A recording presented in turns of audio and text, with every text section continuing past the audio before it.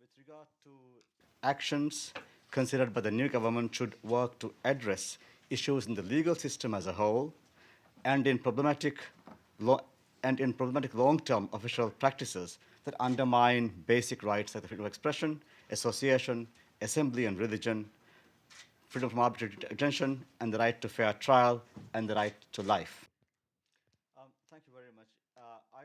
Such laws include the country's 1986 press law, the computer crimes law, and aspects of the Islamic penal code that allow for the application of the death penalty for crimes that do not meet the most serious standards, like drug-related offenses.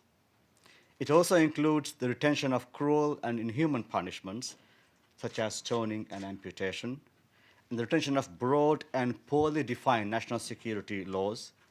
I also highlighted the problematic custodianship law that would allow a man to marry his adopted or foster daughter, who can be as young as 13 years old. That's a very simple answer.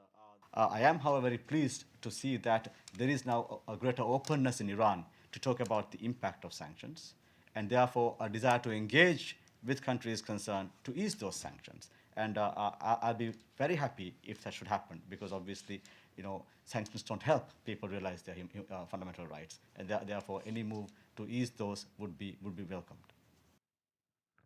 Well, there's a new government in Iran since August this year, having taken some small steps which are to be welcomed, and also pledging or speaking a language that speaks well for human rights changes, and a president who came into office on a platform of human rights reform.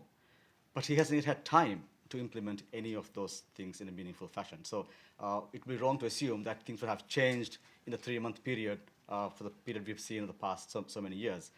The trend I had observed over the past 3 years is one of generally worsening human rights situation.